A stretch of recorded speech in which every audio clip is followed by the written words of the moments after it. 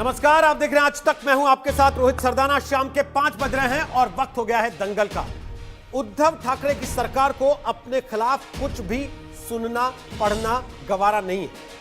बीते कुछ महीने से आलोचनाओं के निशाने पर आई महाराष्ट्र सरकार ने एक बार फिर से यही संदेश दिया कि अगर उसके खिलाफ किसी ने जुबान खोलने की कोशिश की तो अंजाम बहुत बुरा होगा। मुंबई में कल कुछ ऐसा ही हुआ। उद्धव ठाकरे पर एक कार्टून सोशल मीडिया पर फॉरवर्ड करने वाले नेवी के एक पूर्व अफसर को शिवसेना के कार्यकर्ताओं या कहिए गुंडों ने सरेआम पीटा। इस हमले में उस बुजुर्ग की जान भी जा सकती थी, लेकिन मुंबई पुलिस को यह मामला इतना मामूली लगा कि रात में गिरफ्तार किए गए सभी आरोपियों को आज सुबह थाने से ही जमानत भी दे दी गई। आरोप लग रहे हैं कि उद्धव सरकार अपने लोगों को बचा रही है। बीजेपी ने इस मामले को तूल देते हुए आज मुंबई पुलिस के खिलाफ धरना और प्रदर्शन भी कर दिया, जिसमें इस पूर्व नेवी अफसर के परिवार के लोग भी शामिल हैं। पहले आपको पूरी रिपोर्ट दिखाते हैं, उसके बाद बताएंगे आज दंगल में कौन कौन मेहमान हमारे साथ।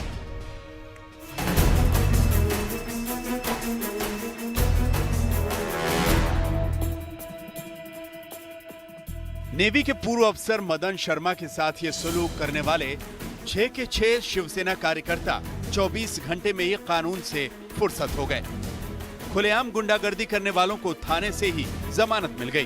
कोरोना गाइडलाइंस का हवाला देकर 5-5 हजार के बॉन्ड पर सभी आरोपी आजाद कर दिए गए। रिटायर्ड नेवी अफसर का परिवार कह रहा है कि सब कुछ सत्ता और खाकी की मिली भगत है। इंसाफ नहीं मिलता जब तक वो अरेस्ट नहीं होते हैं तब तक। नाराज है कि जिस तरीके से उनको अरेस्ट किया गया और छोड़ दिया गया, ये नहीं होना। उनको अरेस्ट भी किया गया और छोड़ भी दी गया। और अभी मुझे पता नहीं ये लोग क्या करेंगे, अटैक भी कर सकते हैं। मदन शर्मा के समर्थन में पूर्व सैनिक संघ भी उतर आया है। संघ के लोग आज मदन शर्मा के परिवार से मिलने पहुंचे, तो उधर बीजेपी कार्यकर्ताओं ने परिवार के साथ ज्वाइंट सीपी के दफ्तर के बाहर धरना दिया। मुंबई पुलिस पर आरोप लग रहे हैं कि सत्ता के दबाव में उसने जानबूझकर एफआईआर में गंभीर धाराएं शामिल नहीं की। ये पूरा मैच फिक्सिंग है। मतलब बिना इन्वेस्टिगेशन किए हुए पुलिस ने इस प्रकार से उनको छोड़ दिया। और जब आप सीसीटीवी फुटेज देखेंगे तो अंदर ट्रेसपास किया है। 452 तो ऑटोमेटिक लगता है। पुलिस ने इमीडिएटली इसमें 6 आरोपियों को अरेस्ट किया है। 325 जिसमें ग्रीवियस हर्ट होती है हाथ और लात से मारने से, वो सेक्शन सीरियस सेक्शंस लगा है। लेकिन इसमें जो बेलेबल सेक्शन होने की वजह से और कोविड की सिचुएशन की वजह से मैंडेटरी है कि बेल देना है। शिवसेना की गुंडागर्दी के शिकार मदन शर्मा फिलहाल अस्पताल में हैं। उनकी हालत स्थिर है। उम्मीद है कि वो जल्द स्वस्थ हो जाएंगे, लेकिन एक पूर्व सैनिक के सम्मान पर लगी चोट जल्द भरने वाली नहीं। महाराष्ट्र में सरकार का आतंक और अत्याचार दिन ब दिन बढ़ते ही जा रहे हैं। आज उन्होंने एक एक्स सर्विसमैन को दिन दहाड़े सबके सामने बहुत सारे लोगों ने एक अकेले इंसान को, वेटरन को अटैक किया और उन्हें बहुत बुरी तरह से मारा। उनकी गलती यही थी कि उन्होंने सरकार की निंदा की। पूर्व सैनिक संघ इस मामले को लेकर सीएम से मिलने की तैयारी में है। कल महाराष्ट्र में विरोध प्रदर्शन भी किए जाएंगे, लेकिन एक पूर्व सैनिक का सम्मान शिव सैनिकों के जूतों तले रौंदे जाने के बावजूद उद्धव ठाकरे खामोश हैं। मुंबई से सौरभ अख्तानिया और मुस्तफा शेख के साथ आज तक ब्यूरो। तो आपको बता दें कि दंगल में आज हमारे साथ डॉक्टर संबित पात्रा हैं, वो बीजेपी का पक्ष रखेंगे। हमारे साथ आचार्य प्रमोद कृष्णम होंगे, जो कांग्रेस पार्टी से चुनाव लड़ चुके हैं, कांग्रेस का पक्ष रखेंगे। हमारे साथ आ गए हैं किशोर तिवारी, शिवसेना के नेता हैं। और हमारे साथ आ गए हैं रवि श्रीवास्तव, राजनीतिक विश्लेषक हैं, शिवसेना के समर्थक माने जाते हैं। हमारे साथ आ गए मेजर रिटायर्ड जीडी बख्शी, रक्षा विशेषज्ञ हैं। और हमारे साथ हैं संगीत रागी, आरएसएस से जुड़े, वैसे दिल्ली यूनिवर्सिटी में वो पढ़ाते हैं। लेकिन इनसे बात शुरू करें उसके पहले एक बड़ी खबर इस वक्त आपको बता दें। रक्षा मंत्री राजनाथ सिंह ने पूर्व नेवी अधिकारी मदन शर्मा से बात की है। पूर्व नौसेना अधिकारी मदन शर्मा का हालचाल जाना है। रक्षा मंत्री राजनाथ सिंह ने, मदन शर्मा वो हैं जिन पर शिव सैनिकों ने हमला किया था, जिन्होंने व्हाट्सएप पर एक कार्टून फॉरवर्ड किया था और जिसके जवाब में यह कहा जाता है कि शिव सैनिकों ने उन पर हमला कर दिया और अभी वो अस्पताल में भर्ती हैं। किशोर तिवारी जी, सबसे पहले मेरा सवाल आपसे है सर, कोई ट्वीट करता है तो उसका घर तोड़ देते हैं, कोई व्हाट्सएप करता है तो उसकी आंख फोड़ देते हैं। भूल गए क्या आप सरकार में आप लोग? देखिए, अब रोहित जी, आप सदृढ़ चर्चा के लिए जाने जाते हैं। मैं एक बात बता दूं, पंतप्रधान नरेंद्र मोदी भी उनके कार्यकर्ताओं के इस प्रकार के कामों से कई बार वो नाराज होकर उन्होंने कहा कि ऐसा नहीं होना चाहिए। उद्धव जी ने भी ये स्पष्ट किया है कि उन्होंने जब कंगना जी आई तब भी कहा था कि किसी ने भी कानून हाथ में लेना नहीं चाहिए, और उनकी स्पष्ट भूमिका है कि जब तक शिवसेना सरकार का हिस्सा है तब तक मेरी जवाबदारी है, और ये शिवसेना की अधिकृत भूमिका नहीं है, समझ लो ना। दूसरा क्या हुआ कि शिवसैनिक थोड़े बेचैन है क्योंकि कंगना जी ने बहुत ट्वीट किए और भाजपा उस पर राजनीति कर रही थी। अब क्या हुआ, अरे उद्धव उद्धव बोले जा रहे हैं, फिर कुछ उस पर काउंटर एक्शन भी हुए हैं, ये सब निंदनीय है। अब जो शर्मा जी को मारा गया ये तो बहुत गलत है, और हमारी सरकार की भूमिका है, और 325 अवेलेबल है तो बेल हो गई। मैं आपके माध्यम से शर्मा जी के परिवार को अश्योर्ड करता हूं कि उनको सुरक्षा चाहिए तो वो भी देंगे, लेकिन जो शिवसैनिक इस प्रकार का भाई इसे कहते हैं कि उग्र हो जाना या कानून हाथ में लेना, ये पार्टी के लाइन के बाहर है। अब तुम इसके बाद बोलेंगे कि माजी सैनिकों का भी अपमान है, ये है, हमें भी दुख हुआ ना।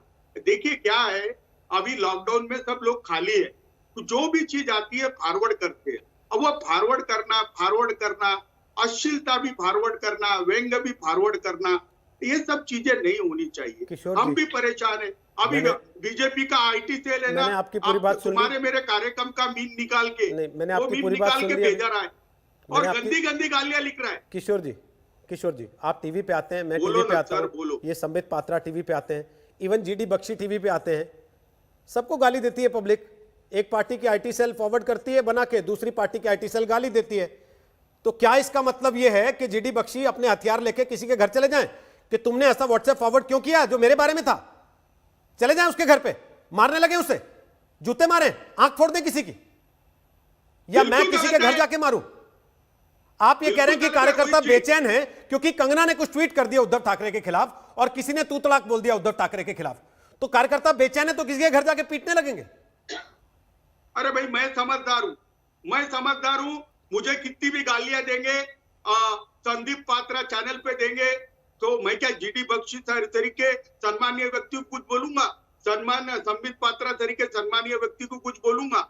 ये कार्यकर्ताएं कोई एक बहुत बड़ी कमांड में थोड़ी रहते, राजकीय पक्ष में। सर कार्यकर्ता वही होता है किशोर जी, आप तो पुराने शिव सैनिक लगते हैं मुझे, अनुभवी आदमी है। कार्यकर्ता वही होता है जो पार्टी के अनुशासन में रहता है, जो अनुशासन में नहीं रहता वो कार्यकर्ता नहीं कहलाता, वो गुंडा कहलाता है। या तो बोलिए कि ये गुंडे हैं जो शिवसेना के नाम पे ऐसा कर रहे हैं और शिवसेना इनसे संबंध नहीं रखती है, हम माफी मांगते हैं इसके लिए कि ऐसे लोग हमारी पार्टी में आ गए। एक मिनट, रोहित जी बोलिए ना, सुन रहा हूं सर। मैं बोलूं? हाँ बोलिए। मैं अनकंडीशनल एपोलॉजी देता हूं शर्मा जी को, और कल माजी सैनिक संघ के लोग हमारे मुख्यमंत्री को मिल रहे हैं, हमारे मुख्यमंत्री भी अपनी संवेदना उनको देंगे। मामले को तुल बीजेपी दे रही है, राजनाथ सिंह तरीके सीनियर व्यक्ति भी इसमें कूद जाते हैं, किरीट सोमैया तरीके सीनियर व्यक्ति कूद जाते हैं। क्या यूपी में ऐसा होता है तो करते हैं क्या? यूपी में तो सरेआम पत्रकारों की हत्या कर देते और नाइंसाफ लोगों को मार डालते। तब आप लोग करते हैं ना सर? फिर तब आप लोग करते हैं, तब आप लोग करते हैं फोन, तब आपकी पार्टी वाले फोन करते हैं। अब मसला यह है सर कि कंगना रनौत का मामला हुआ, आपके नेता ने गाली दी, आपने टीवी पर बैठकर कहा बड़ा गलत किया, ऐसा नहीं करना चाहिए, लेकिन अगले दिन उन्हीं नेताजी ने जस्टिफाई कर दिया, अरे नॉटी गर्ल होता है हमारे यहां, इसको आप गाली क्यों कह रहे हैं? आज गुंडों ने मारा, आप बैठ के अनकंडीशनल अपॉलॉजी दे रहे हैं। कल को आपकी पार्टी का दूसरा बड़ा नेता जो सरकार चला रहा है वो बैठ के कह देगा हम तो मारेंगे ऐसे, जैसे आज सामना में लिख दिया कि पानी में रह के मगरमच्छ से बैर लोगे तो देख लो क्या होगा। फिर उस अपॉलॉजी का क्या करें जो आप दे रहे हैं, लेकिन आपकी सरकार की भावना नहीं है वो अपॉलॉजी की। आप ही सब डिसाइड कर लेंगे। एक तो मुझे सर, बुलाया, किशोर मैंने जी, सरकार का वर्जन दे किशोर दिया। जी, पहली बात, आप मैं कुछ सामना डिसाइड नहीं का कर रहा वर्जन मुझसे मत पूछिए। नहीं, मैं कोई डिसाइड नहीं कर रहा सामने का हूं, मैं वर्जन- आपके सामने सारे तथ्य रख रहा हूं केवल, और मैंने कोई एक बात इसमें से झूठ बोली हो तो बता दीजिए, कुछ नहीं, इसमें से झूठ आपने कहा हो झूठ तो। नहीं बोला। फिर तो अगर ऐसी चीजें होंगी किशोर जी तो सवाल पूछना पड़ेगा ना, और जब सवाल पूछेंगे तो सरकार को जवाब देना पड़ेगा। सरकार ये नहीं कह सकती ना हम कि दे पानी रहे में हैं। रह के मगरमच्छ से बैर नहीं रख सकते। अरे किसने बोला? सरकार ने बोला। कभी सरकार ऐसी बोल सकती? सामना किसका है फेडरल सर? रिपब्लिक है। सामना किसका है सर? अरे सामना सामना किसका अखबार शिवसेना है? का मुख्यमंत्री है। सरकार में 3 लोग हैं। सरकार ये वो 3 में सरकार से ये 2 तो कानून आपको के दायरे डिफेंड में करने काम के लिए करती है। बैठने को तैयार नहीं होते।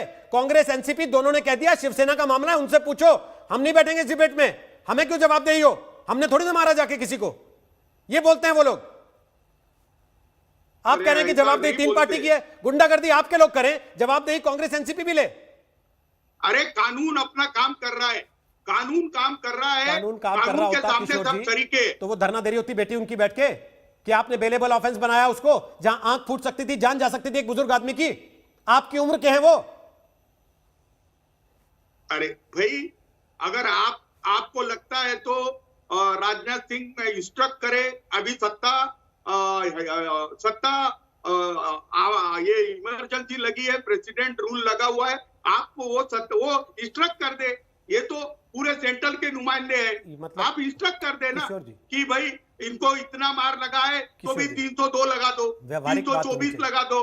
अरे कैसी बात कर रहे? किशोर जी, 325 व्यावहारिक लगेगा बात होनी तो बेल चाहिए। होगी। व्यावहारिक बात होनी चाहिए, व्यावहारिक बात। और व्यावहारिक बात यह है सर कि आपके लोग लगातार एक के बाद एक ऐसी चीजें कर रहे हैं। अगर आपकी सरकार जिम्मेदारी से खड़ी होती, आपके नेता पलट के गालियां ना देने लगे होते, तो शायद केंद्र की सरकार को या बीजेपी को मौका ही नहीं मिलता कि वो उसमें टांग अड़ा सके अपनी। अगर आप कंगना को धमकी नहीं देते, वो कैसे टांग अड़ाते सुरक्षा देके? अगर आप इनको मारते नहीं, राजनाथ सिंह कैसे टांग अड़ाते उसमें फोन करके, अगर आपको लगता है वो टांग अड़ा रहे हैं और मामले को तूल दे रहे हैं तो? अरे रोहित जी, एक बात याद रखो, राजनीति, गंदी राजनीति खेल रही है बीजेपी, और आप तरीके सीनियर जर्नलिस्ट भी इसमें मुझ पे आरोप लगा रहे। सरकार तरीका काम करती है और राजकीय पक्ष तरीका काम करते, लेकिन केंद्र सरकार बीजेपी तरीका काम करे, यह अनुचित है ना। किशोर जी, मैं आप पर आरोप नहीं लगा रहा, मैं आपकी पार्टी की अगुवाई वाली सरकार पर आरोप लगा रहा हूं, जिसमें आप ये कह रहे हैं कि 3 पार्टियों की जिम्मेदारी है, तो जो पाप भी होगा वो तीनों बांट के खाएंगे। लेकिन बाकी 2 लोग नहीं बांट रहे हैं सर आपके साथ पाप। कंगना के मामले में ना कांग्रेस ना एनसीपी दोनों आपके डिफेंस में नहीं खड़े हुए, दोनों ने दूरी बना ली। इस मामले में ना कांग्रेस ना एनसीपी दोनों आपके डिफेंस में नहीं खड़े हैं, दोनों ने हाथ पीछे खींच लिया है कि इनके पाप हैं, ये लोग भुगते हैं, हम नहीं भुगतेंगे। अरे आप ही डिसाइड कर लेंगे ये तो। सर मैं तो बता रहा हूं जो हो रहा है। आप मुझे किसी नेता का हवाला दो सर, जो नेता ने ऐसा कहा है। मैं बता रहा हूं, हम सब एक है, हम सब एक है। ये कहने से नहीं होता ना सर, ये कहने से नहीं होता। संबित पात्रा, अब जरा आपको लेके आ रहा हूं चर्चा में। कितनी जगहों पर ऐसे मामले हो जाते हैं जहां कोई पूर्व सैनिक निशाने पर आ जाता है? उनमें से कितनी बार रक्षा मंत्री फोन करके संवेदना जताते हैं, हालचाल पूछते हैं और बताते हैं कि आपको न्याय की गारंटी मैं देता हूं? देखिए रोहित जी, पहले तो मैं इससे पहले कि कुछ बोलूं, मैं वो कार्टून दिखाना चाहता हूं जिस कार्टून को आदरणीय मदन शर्मा जी ने फॉरवर्ड किया था व्हाट्सएप में, और जिसके कारण आज इनकी इस प्रकार से गंभीरता से पिटाई हुई है, उनकी तबीयत ठीक नहीं है। ये वो कार्टून है, आप देख सकते हैं। और मैं मदन जी के साथ खड़े होकर ये लोकतंत्र की दुहाई देता हूं, और लोकतंत्र को बचाने के लिए आप मेरा ट्विटर देख सकते हैं। मैं अभी ये ट्वीट कर रहा हूं कि ये कार्टून मैं भी ट्वीट कर रहा हूं, मैंने ट्वीट कर दिया है। और मैं रिक्वेस्ट करूंगा कि जो आपके व्यूअर्स हैं वो सभी लोग इस कार्टून को ट्वीट करें, क्योंकि आप लोग कहते हैं ना हमें लोकतंत्र के साथ खड़ा होना है, हमें संविधान बचाना है। अगर इस कार्टून को ट्वीट करने के लिए मेरी आंख को लाल कर देंगे, मेरे को ऐसे मारा जाएगा कि मेरी जीवन भी निकल सकती है, मैं पूरे हिंदुस्तान को कहूंगा कि इस कार्टून में ऐसा कुछ नहीं है। आप याद करिए, बाला साहब ठाकरे, जिनकी संतान आज अपने आप को शिव सैनिक कह रही है, बाला साहब ठाकरे एक कार्टूनिस्ट थे। 1945 से 1960 तक लगभग वो कार्टूनिस्ट थे। मार्मिक में वो कार्टून बनाते थे, उससे पहले फ्री प्रेस जर्नल में वो कार्टून बनाते थे। कार्टूनिस्ट से उन्होंने पूरे महाराष्ट्र की राजनीति को बदला। और आज मैं इस कैंपेन को, I stand with Madan Sharma, और हर हिंदुस्तानी इस कार्टून को ट्वीट करे, फेसबुक में डाले, इसको व्हाट्सएप में फॉरवर्ड करे, ताकि ये जो लोकतंत्र की हत्या करने की कोशिश की जा रही है महाराष्ट्र में, इस हत्या को हम रोक सके। नंबर 1। नंबर 2, यहां पर तिवारी जी बैठे हैं। तिवारी जी ने कहा मैं अनकंडीशनल अपॉलॉजी दे रहा हूं। अच्छा है, मैं स्वागत करता हूं कि कम से कम तिवारी जी ने एक परिपक्वता तो दिखाई, किंतु मुझे तिवारी जी एक आधिकारिक प्रवक्ता नहीं है, ये पार्टी के प्रवक्ता नहीं है। हां, अगर संजय राउत आके कान पकड़ के माफी मांगते कि मुझसे गलती हो गई, मैंने हरामखोर कहा, मुझसे गलती हो गई, मैंने कंगना रनावत के पिता के ऊपर कहा कि अगर तुम्हारा बाप भी होगा तो बाप को लेकर आओ मुंबई में, फिर दिखाते हैं मुंबई क्या है। अगर संजय राउत कहते कि हां मेरे से गलती हो गई, मैं कान पकड़ता हूं, मैंने कहा था हम जबड़ा तोड़ देंगे, मेरे से गलती हो गई, मैंने सामना में लिखा उखाड़ दिया, मेरे से गलती हो गई, मैंने सामना में लिखा कि पानी के अंदर रह के मगर से बैर नहीं करते हैं, तो कुछ माना जा सकता था। नहीं, तिवारी जी, हंसने का विषय नहीं है। तिवारी जी, ये उंगली ऐसे ऐसे करके हंसने से कुछ नहीं होता है। तिवारी जी, आप लोग जिस प्रकार से डंडा ऐसे ऐसे करके उन लोगों के ऊपर डंडा बरसा रहे हो, मैं पूछता हूं महाराष्ट्र में ये क्या हो रहा है? महाराष्ट्र में ये क्या हो रहा है? जुबान खोलने पर घर तोड़ा जा। एक सेकंड तिवारी जी, एक सेकंड, मैंने, आप अभी उंगली उठा के रखो, महाराष्ट्र में ये क्या, अभी उंगली उठा के रखो। नहीं, आप मुझे उल्टा सीधा कहते हो। आपको राजेश खन्ना नहीं कहा। अरे आपको राजेश खन्ना नहीं कहा है भैया। आप चलो, आपको राजेश खन्ना किसने कहा? मन में से खुशफहमी मत पाल। उल्टा देख रहे हैं। अरे वो मैंने संजय जी को कहा था, वो दूसरे प्रवक्ता हैं, उनको कहा था। आप इतना खुशफहमी में बड़ा राजेश खन्ना सोच रहे हैं, इतना हैंडसम नहीं हो राजेश खन्ना। अब बैठो, मेरी बात सुनो आप ध्यान से। महाराष्ट्र में ये क्या हो रहा है? जुबान खोलने पर घर, ओफो भगवान, रोहित जी कहां से लाए हैं इसको? अब रुक जाइए, अब साहब रुक जाइए। महाराष्ट्र में ये क्या हो रहा है? जुबान खोलने पर घर तोड़ रहे हैं। जुबान, तुम्हारा आईटी सेल मेरा मजाक उड़ाता है। सर आप मजाक उड़ाने लायक नहीं हो सर, आप प्लीज बैठ जाओ। आप नॉटी हो, बस आप मजाक उड़ाने लायक नहीं हो। अब देखो, तुम नॉटी बोलते हो ना, तो naughty debate of the year का अवार्ड तुमने जीता है।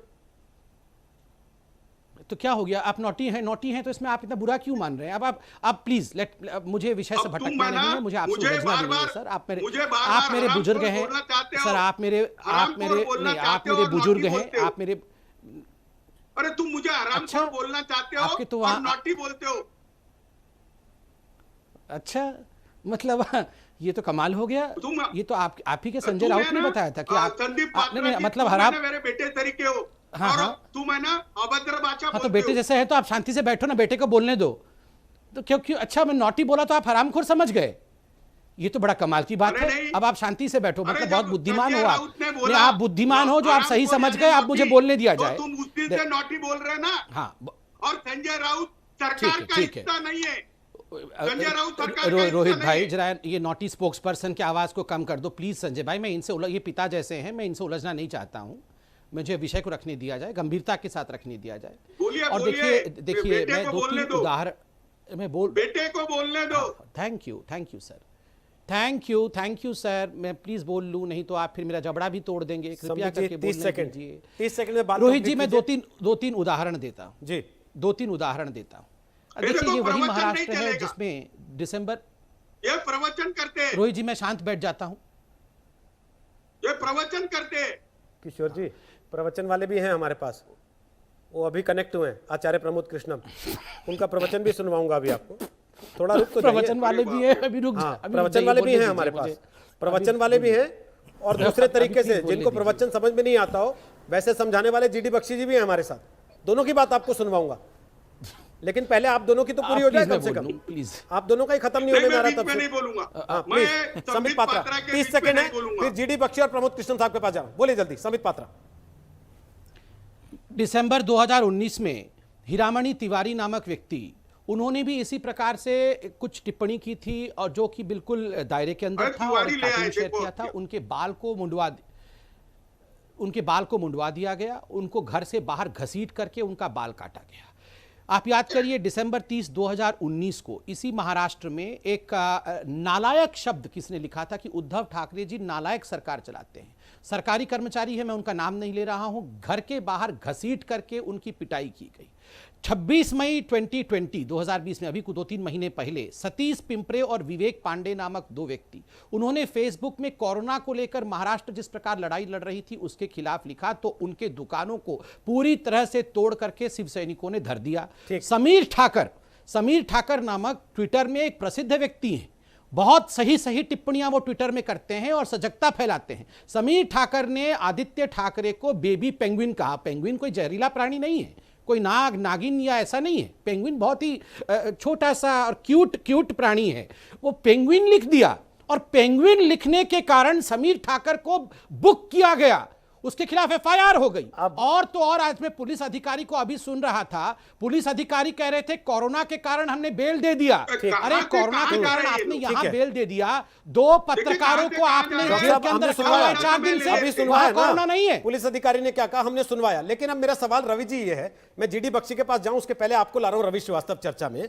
सवाल यह है कि संबित पात्रा ने 2019 से लेके अब तक का तो सब गिना दिया। शिवसेना ने ऐसा किया, शिवसेना ने इसको मारा, शिवसेना ने इसके बाल काट दिए, शिवसेना ने इसको घर से बाहर निकाल के पीटा।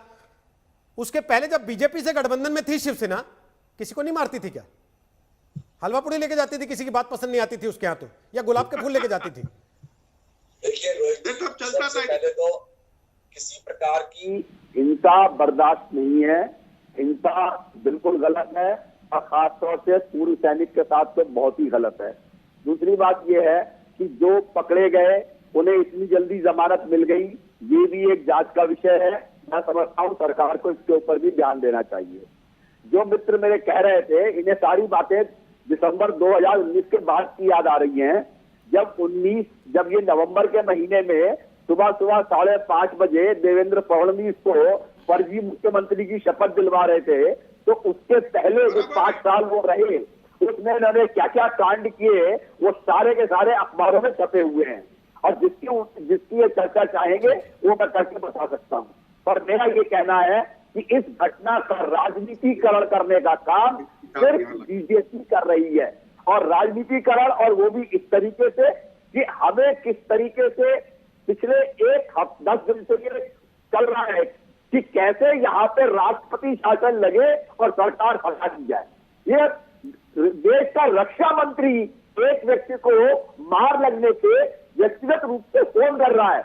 मैं पूछता हूँ आगे जितने भी कोई भी सैनिक है देश भर में, अगर किसी को भी कहीं मार या चोट लगे किसी घटना में, तो वो सीधा रक्षा मंत्री को संपर्क करे जा करके। ये क्या तरीका है? अच्छा, जानबूझ करके अमित शाह ने वाइस सिक्योरिटी दे दी एक उनको, और वो भी हम टैक्स पेयर के खर्चे पर। भाई तुम जाओ, हम यहाँ पे तुम्हें 11 आदमी साथ में तुम्हें लगा करके दे रहे हैं। क्या खतरा है उनकी जान को यहाँ पे?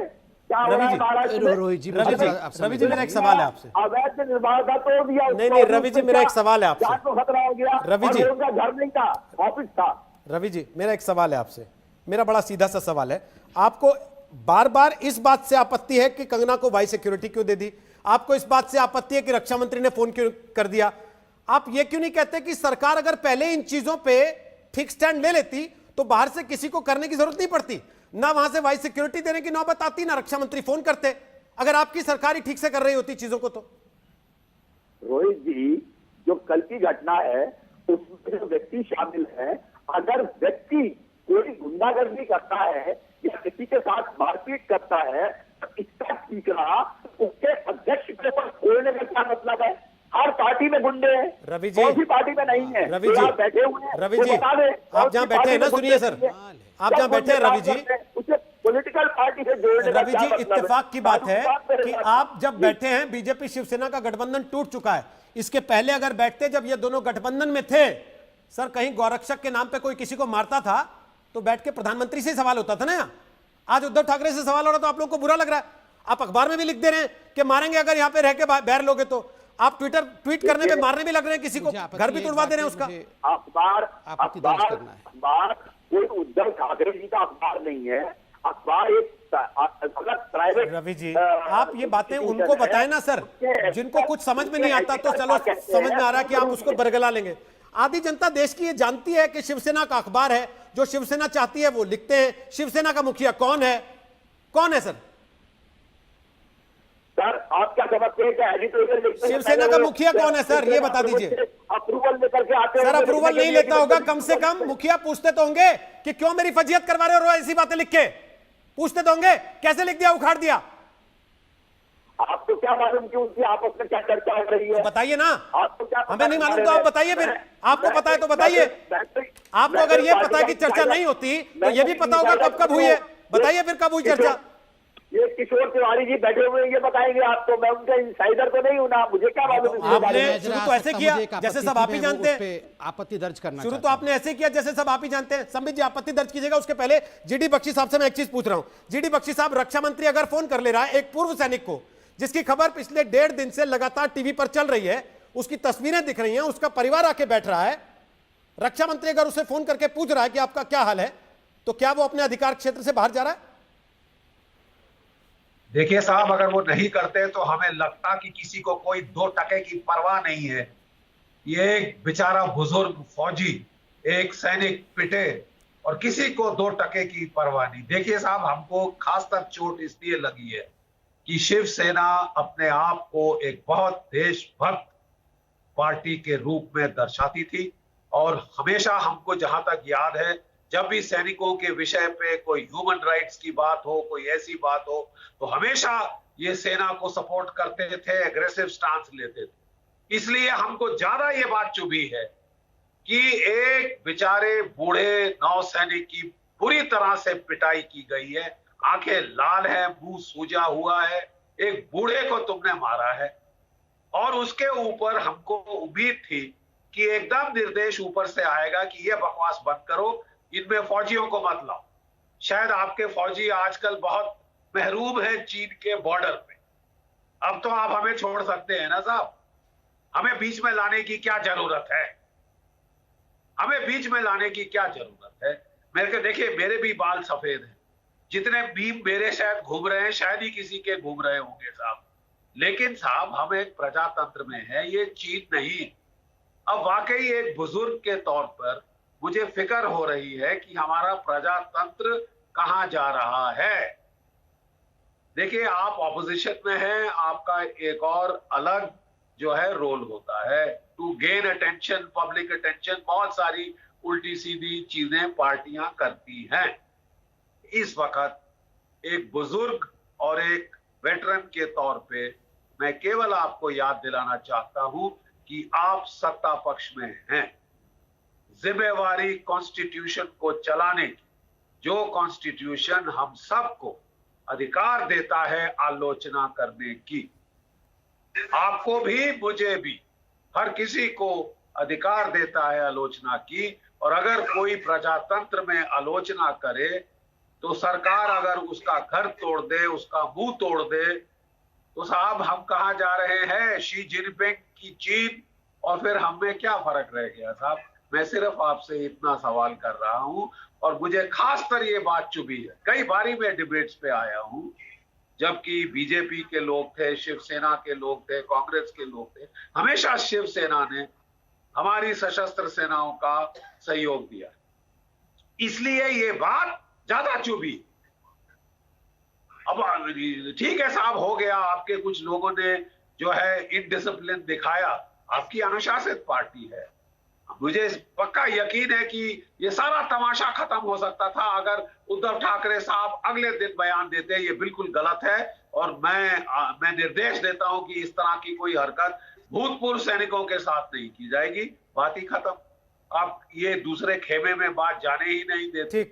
लेकिन जो एक के बाद एक साहब जो चीजें हो रही हैं, उससे हम आम भारतीयों को लग रहा है साहब कि हमारी 2 टके की हैसियत नहीं है। ठीक, हम फौजियों को लग रहा है साहब हमारी 2 टके की हैसियत नहीं है। आज हम कोई बीम उठाएं तो कोई हमारा जाबड़ तोड़ देगा। आज मैं सरकार के खिलाफ बात करूं तो मेरा घर तोड़ देगा। साहब ये मेरे ख्याल ठीक नहीं है। आपको you need to look with it. ये एक बूढ़े सैनिक की आपको सलाह है। ओके, आप किधर जा रहे हैं, कहां जा रहे हैं, ये आपका काम। ओके, लेकिन यू नीड, आपको अंदर झांकने की जरूरत आज है। ठीक, प्रमोद कृष्णम जी आपके पास हूं। उसके पहले मदन शर्मा जी के बेटे आज तक पर थे, अब से कुछ मिनट पहले आज तक ने उनसे बात की थी। जरा उसका एक छोटा सा हिस्सा आपको सुनाते हैं प्रमोद जी, और संगीत रागी, फटाफट उसके बाद आपसे कमेंट लेते हैं, सुनते हैं उनके बेटे ने क्या कहा। मुंबई में retired navy officer Madan Sharma की शिवसेना कार्यकर्ताओं ने पिटाई कर दी थी। ये मामला काफी बढ़ गया है। उनके बच्चे अब इंसाफ की मांग कर रहे हैं। हमारे साथ इस वक्त सनी शर्मा मौजूद हैं, जो कि retired navy officer Madan Sharma ji के बेटे हैं। सनी, क्या डिमांड है आपकी, क्या मांग कर रहे हैं आप?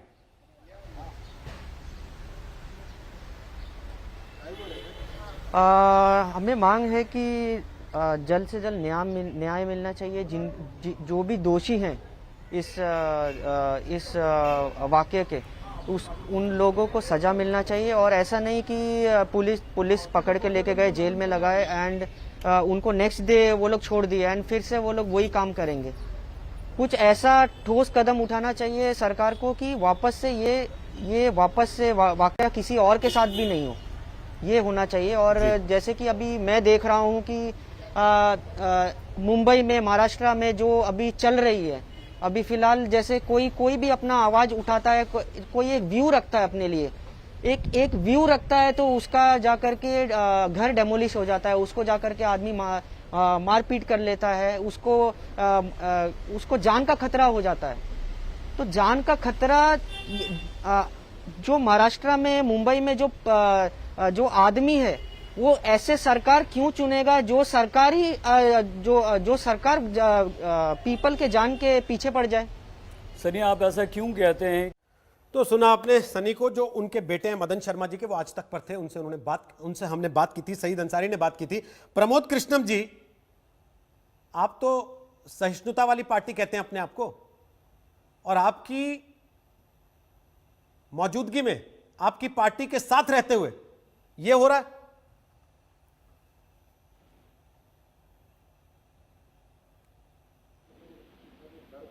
आचार्य जी, आवाज आ रही मेरी? प्रमोद जी,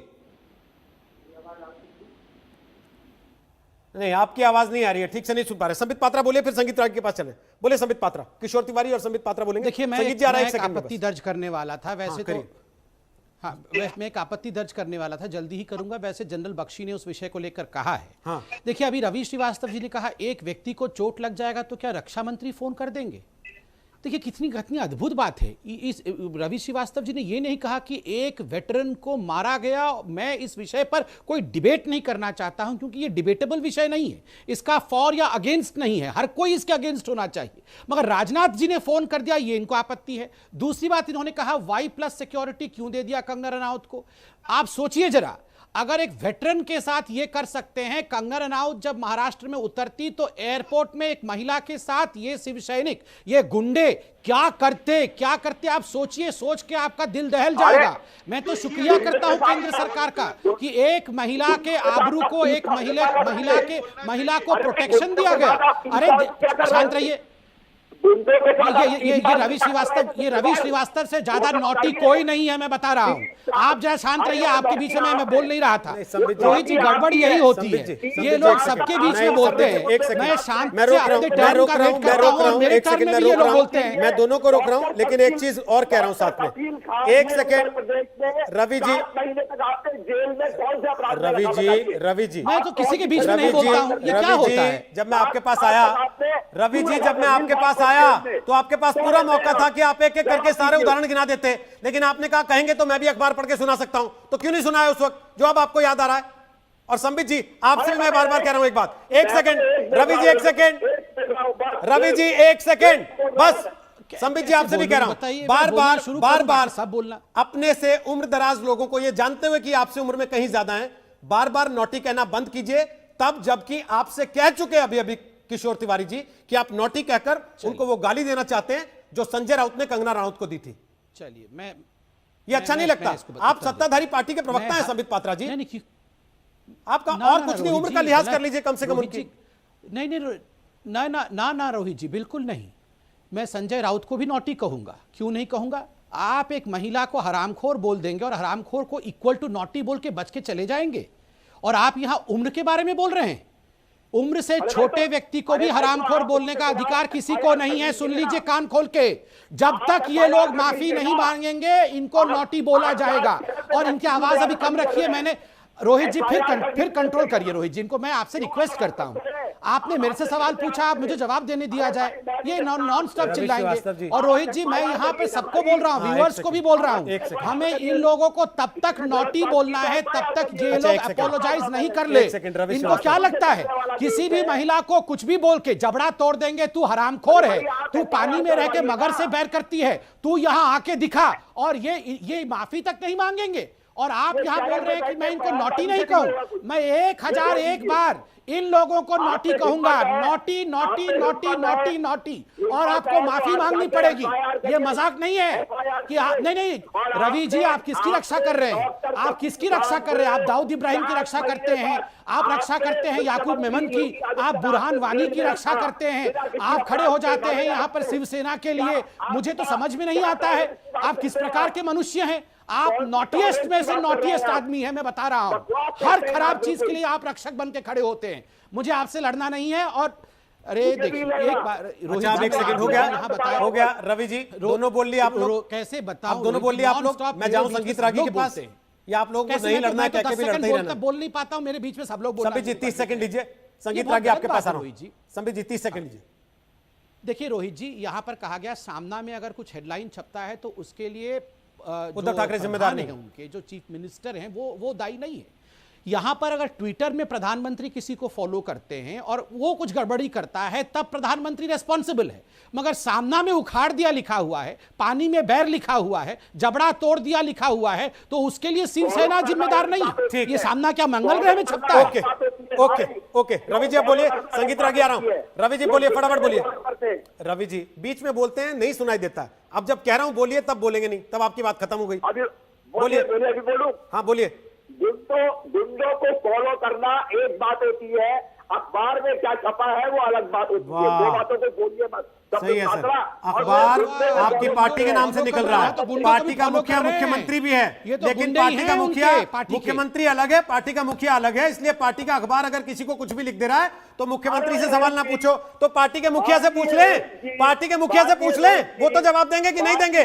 संगीत रागी ये कह के कि पार्टी के मुखिया अलग है, वही आदमी मुख्यमंत्री अलग है, इसलिए पार्टी का मुखपत्र कुछ लिख रहा है तो पार्टी के मुखिया के तौर पे भी सवाल ना पूछो, मुख्यमंत्री के तौर पे भी सवाल ना पूछो, और इनसे तो पूछो ही मत।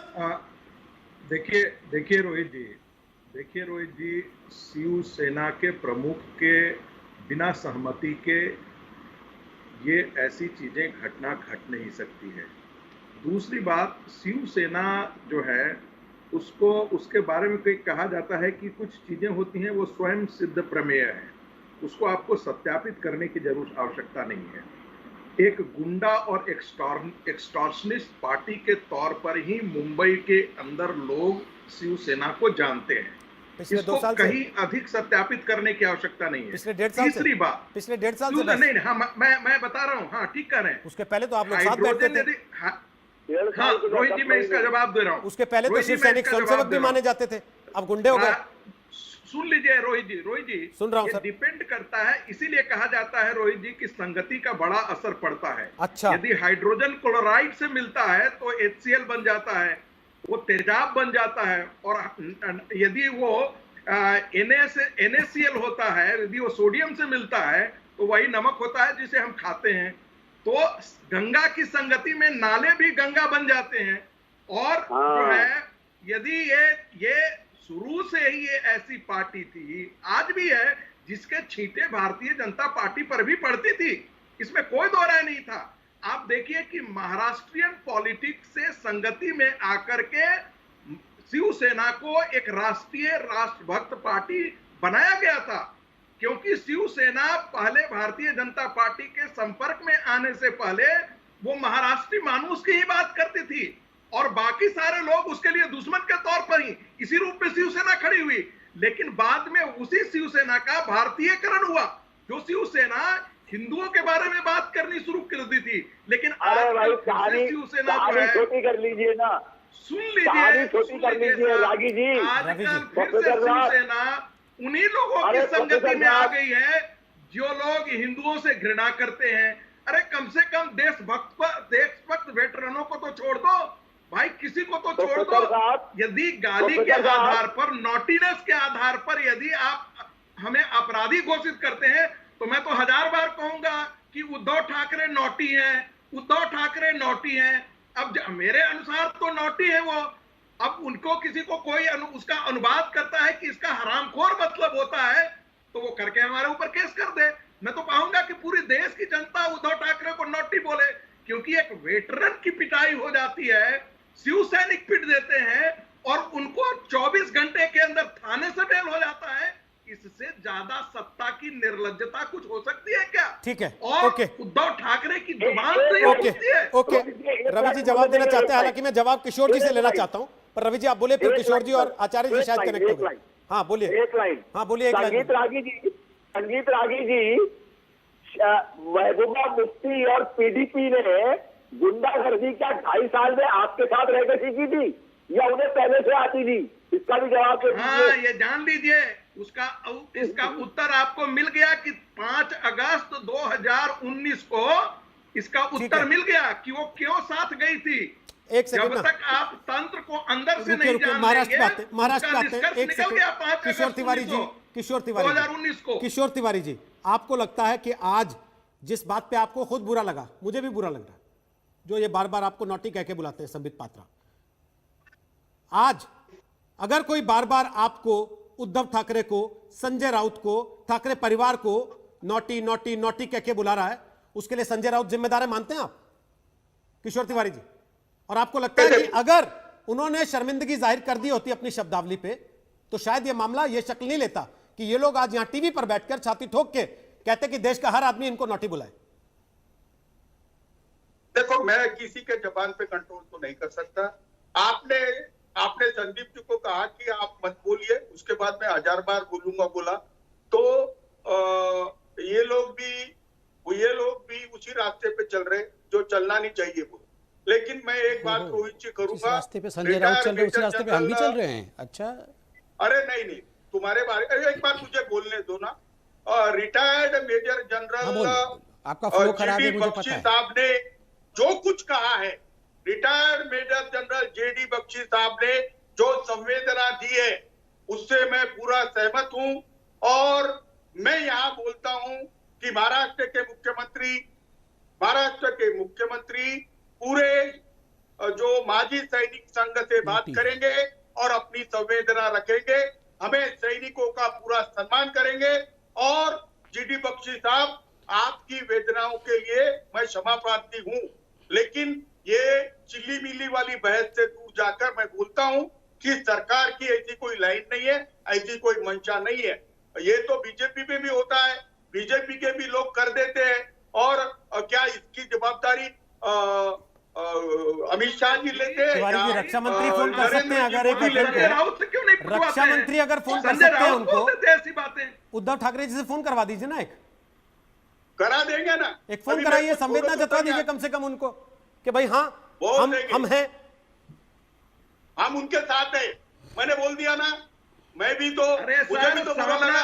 आपने तो ये भी बोला था संजय राउत ने गलत बोला, संजय राउत ने माफी थोड़ी ना मांग ली। उद्धव ठाकरे, आपने तो तिवारी जी ये भी बोला था कि संजय राउत ने गलत बोला। संजय सामना का मुख्य संपादक जो है उद्धव ठाकरे के परिवार के सदस्य हैं। ओके, संगीत रागी जी आप बताइए ना, का नाम सुना है आपने? तिवारी जी। अरे मैं क्या बोल रहा हूँ, थोड़ा आवाज कम करा। हाँ तिवारी जी बोलिए ना, बोलिए। मैं बोल रहा हूँ कि तुम सामना को लेके विषय मत बनाइए, और गृह मंत्री तो जाना चाहिए। सामना आप कहते हैं कि शिवसेना का मुखपत्र है, मुखपत्र का मतलब आपको मालूम होता क्या है?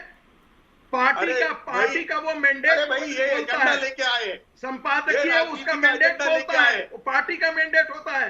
मुखपत्र का मतलब मालूम होता है आपको क्या होता है? इनको भाषा की विनम्रता सिखाइए ना, इनको भाषा की विनम्रता सिखाइए। क्यों ऐसा बोलते हो?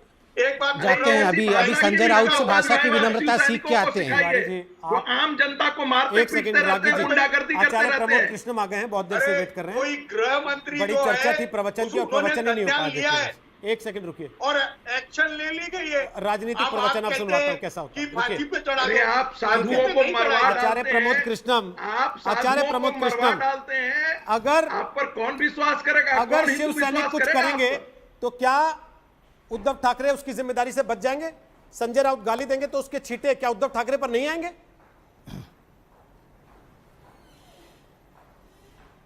हाँ, देखिए रोहित जी, एक तो किसी भी तरह की हिंसा इस देश में उसका समर्थन नहीं किया जा सकता है। दूसरी बात यह है, किसी पे भी हमला करना एकदम अपराध है, और वो भी पूर्व सैनिक पर हमला करना ये सिर्फ सैनिक का काम नहीं हो सकता, ये गुंडों का काम है। उनके खिलाफ कार्रवाई होनी चाहिए। मैं जनरल बख्शी की पीड़ा और वेदना को सुन रहा था, मैं उनसे 100% सहमत हूँ, लेकिन एक आग्रह करना चाहता हूँ, एक सवाल करना चाहता हूँ संबित पात्रा जी से कि एक तो जब शिवसेना बीजेपी के साथ है तो वो देवता है, संस्कारवान है, और जब कांग्रेस के साथ है तो वो गुंडों की पार्टी है, उत्पाती है, उपद्रवी है। शिवसेना जब बीजेपी के साथ है तो उद्धव ठाकरे हिंदू हृदय सम्राट हैं, और जब शिवसेना जो है कांग्रेस के साथ है तो उद्धव ठाकरे बाबर हो जाते हैं, नादिर शाह हो जाते हैं, चंगेज खां हो जाते हैं। मैं एक बात कहना चाहता हूँ, स्वामी अग्निवेश जी 80 साल के सन्यासी जिनका कल देहावसान हुआ है, अटल बिहारी वाजपेयी जी की अंतिम यात्रा में उन पर हमला किया गया था और उसमें भाजपा के समर्थित लोगों ने किया था। क्या उसके लिए कभी अमित शाह जी ने या बीजेपी के नेतृत्व ने माफी मांगी? झारखंड में स्वामी अग्निवेश जी को बीजेपी की सरकार थी, गिरा गिरा के मारा गया। पूरी दुनिया के चैनल्स पे इस खबर चली थी। क्या माफी मांगी? मैं ये कह रहा हूं, मांगने की कोई जरूरत नहीं है रोहित जी। मैं ये कह रहा हूं, रोहित जी, मैं ये कह रहा हूं रोहित जी, मैं जस्टिफाइड किसी हिंसा को नहीं कर रहा। मैं आपके सामने दोनों बात रख रहा हूं। मैं ये कह रहा हूं, जिन शिव सैनिकों ने मदन शर्मा जी के ऊपर हमला किया है, जिन शिव सैनिकों ने मदन शर्मा जी के ऊपर हमला किया है, उनके खिलाफ सख्त कार्रवाई होनी चाहिए। मैं ये कह रहा हूं। लेकिन चलिए सर, समय समाप्त हो गया। जवाब मैं संबित पात्रा से लेना चाहता था आपकी बात का, लेकिन समय इजाजत दे नहीं रहा। पर यह बात बार बार आ रही है। हालांकि किशोर तिवारी जी ने बड़ा दिल दिखाते हुए कहा कि मैं माफी मांगता हूं, साथ ही साथ उन्होंने यह भी कहा कि उद्धव ठाकरे फोन करके बात करेंगे। लेकिन अगर यह फोन पहले चला गया होता तो शायद शिवसेना को यह कहने का मौका नहीं मिलता कि रक्षा मंत्री क्यों फोन कर रहे हैं, बीजेपी क्यों नारा लगा रही है, क्यों इस मामले का राजनीतिकरण किया जाए। तो ब्रेक के बाद एक बार फिर आपका स्वागत है। दंगल के आखिरी पड़ाव पर आपको केवल इतना बताते चले कि दंगल आप अपने मोबाइल पर भी देख सकते हैं। डाउनलोड कर लीजिए हमारा मोबाइल ऐप या फिर विजिट कीजिए हमारी वेबसाइट aajtak.in। ठीक 6 बजे हल्ला बोलोगा। आप देखते रहिए आज। नमस्कार, मैं हूं अंजना ओम कश्यप। हमें उम्मीद है ये वीडियो आपको पसंद आया होगा। लेटेस्ट खबरों के लिए यूं ही देखते रहिए आज तक, और इस वीडियो के पसंद आने पर लाइक, शेयर एंड सब्सक्राइब करना ना भूलें।